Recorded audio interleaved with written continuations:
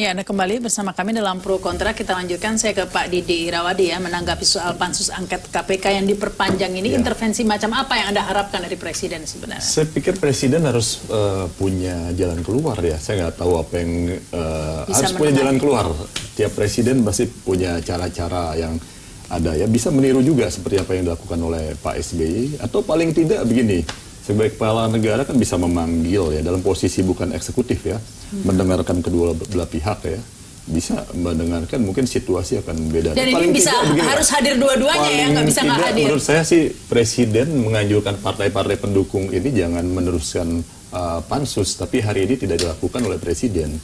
Karena bagaimana juga suara di publik ini ya, kalau kita lihat sudah banyak pihak yang, saya beda dengan Pak Ifdal, mohon maaf ya, publik justru banyak menanyakan Presiden turun tangan. Karena nih, kalau dibiarkan terus, bukan saja KPK yang tidak diuntungkan, kepolisian juga integritasnya akhirnya jadi diragukan ke depan. Ini kan yang harus dijaga, Presiden harus menjaga dua-duanya. Karena bagaimana juga kepolisian ini kan di garda terdepan penegakan hukum yang harus kita jaga. Jangan sampai karena isu ini, sementara KPK ini dari survei sangat bagus saat ini, lalu polisi, belum tentu salah juga polisi kan, tapi jadi korban situasi nggak baik juga. Tapi kalau menurut Pak Refli tadi ini masih bisa dikelola, mungkin saya agak beda pendapat ya, bisa sih bisa saja. Sementara ini kan waktu berjalan menuju 2019 sebentar lagi. Sementara kalau kita lihat juga Pak Jokowi itu dulu banyak program-program yang bagus di nawacita dalam penegakan hukum. Misalnya memperkuat KPK, melipat gandakan penyidik dan sebagainya. Tapi sekarang karena pansus ini seolah-olah energi yang ada ini terkuras habis, hanya urusan-urusan yang teknis mengenai apa di pansus yang harusnya menjadi domainnya Komisi 3. Jadi banyak hal-hal yang menguras energi ini yang akhirnya nggak worth it. Ya. Ini kalau terus urusan diperpanjang seperti ini nggak bisa diem terus dong Pak ya, Presidennya. Intervensi secara langsung kan itu tidak mungkin dilakukan oleh Presiden. Tapi intervensi secara politik, dalam arti politik ya, itu tentu itu bisa dilakukan. Tapi kalau mengintervensi aturan main di DPR jelas itu. Tapi kan banyak cara-cara yang lain ya, tentunya tidak seperti itu yang dimaksud dengan intervensi politik yang disampaikan. Dengan memanggil para pihak gitu yang bersengketa. Ya banyak cara lah. Artinya kita sepakat pada pada titik tertentu. Tentu Presiden akan mengambil posisinya sebagai kepala negara untuk menyelesaikan permasalahan yang berkembang antara DPR dan KPK sekarang. Pertanyaannya sampai kapan kan begitu ya. Sebenarnya titiknya itu adalah ketika eksistensi KPK, bukan KPK, pemberantasan korupsi terancam. Jadi ketika eksistensi pemberantasan korupsi itu terancam karena gara-gara pansus ini misalnya, maka disitulah Presiden harus turun tangan. Nah kalau sekarang ini, mohon maaf nih kalau bahasa kasar saya, ini kan cuma mainan-mainan saja. Kalau kita lihat misalnya selalu ada momentum di mana para anggota DPR itu naik daun, dan itu penting bagi konstituen ya. Jadi iklan gratis waktu zaman periode 2009-2014 itu Senturi. Senturi itu menaikkan beberapa orang, beberapa tokoh ya. Lalu sekarang juga menaikkan beberapa orang, beberapa tokoh, dan itu ternyata penting bagi konstituen. Termasuk Bang Bali dulu ada beberapa orang. Dulu Bang Bali. Tapi kalau ini agak beda ya, karena KPK publik lebih banyak mendukung KPK. Jangan salah, memang kalau kita head to head antara DPR sama KPK, KPK akan lebih didukung. Tapi ketika kemudian orang per orang itu kembali ke konstituennya, kan nggak ada lawan. Lawannya adalah calon lainnya. Nah calon lainnya itu nggak dikenal, jadi dia sudah minimal popularitasnya. Ya. Tapi gini Rama, saya sama sekali tidak setuju kalau digunakan istilah intervensi. Intervensi kalau memang itu intervensi, kapanpun tidak boleh terjadi intervensi eksekutif, intervensi kepada legislatif. Tapi masalahnya bisa digunakan istilah Presiden dalam kapasitas sebagai kepala negara mencari titik temu, mencoba membantu menyelesaikan permasalahan. Misalnya Presiden punya program apa, begitu dia dorong ke partai pendukung, itu kan bisa saja dia masuk ke partai pendukung, dikomunikasikan dengan baik agar partai pendukungnya bla bla bla. Itu saya rasa bukan intervensi, itu salah satu bagian dari menjalankan politik ketatanegaraan, ya.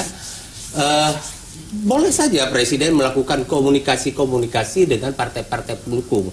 Nah, persoalannya adalah jangan itu diterjemahkan intervensi. Kalau intervensi sudah rusak sistem ketatanegaraan kita, Presiden intervensi ke legislatif, itu kan kacau. Nanti legislatif intervensi ke yudikatif, legislatif intervensi ke yudikatif, itu kan tidak baik dalam sistem ketatanegaraan kita. Ya, tapi walaupun saya bukan ahli tata negara Pak ya, tapi saya melihat itu sesuatu itu yang karena bahasa intervensi kita itu bahasa yang peyoratif. Ya. Padahal intervensi itu bahasa yang biasa saja.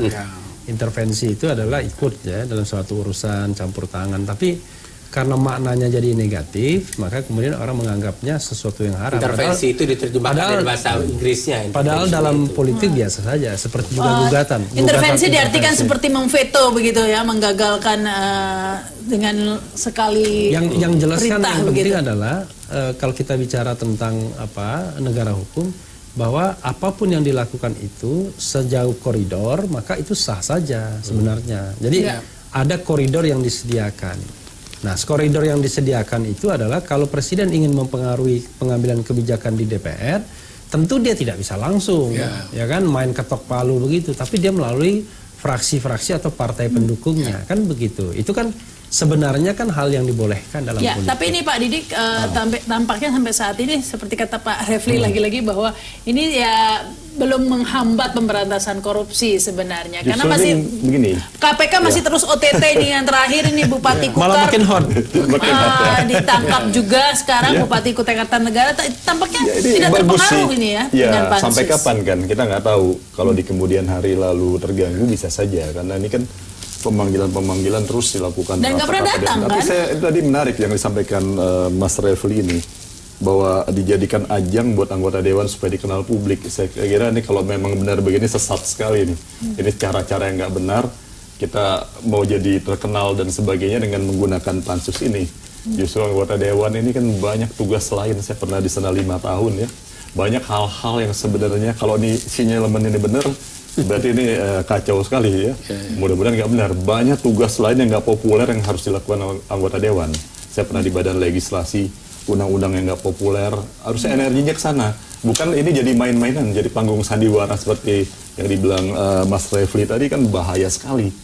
Bahaya benar. Baik, saya ke Pak Nasrullah, karena tadi itu dikatakan bahwa memang ada upaya ingin memperbaiki KPK begitu ini.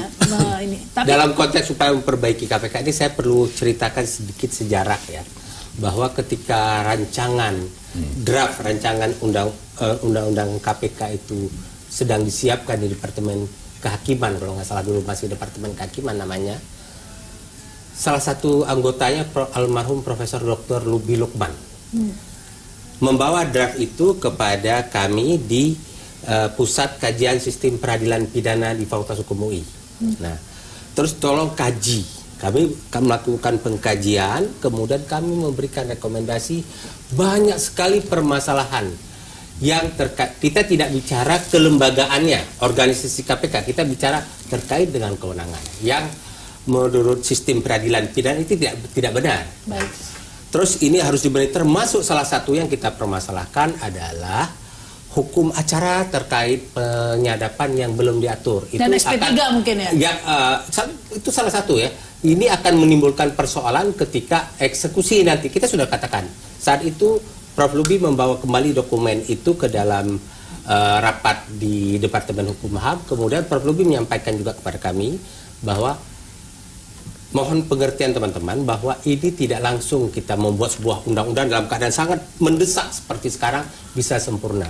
Biarkan berjalan 2 tahun dan lebih waktunya dahulu, sekarang untuk disempurnakan 2 tahun berjalan, nanti kita akan evaluasi. Baik. Persoalannya adalah setelah 2 tahun ada kelompok-kelompok masyarakat yang menjadikan undang-undang KPK itu seperti kitab suci, tidak boleh diutak-atik lagi. Baik. Nah, sekarang ini sudah saatnya menurut hemat saya benahi itu. Salah satu yang saya sampaikan kepada Pak Didi itu kepada seluruh anggota DPR melalui Pak Didi tentunya ya.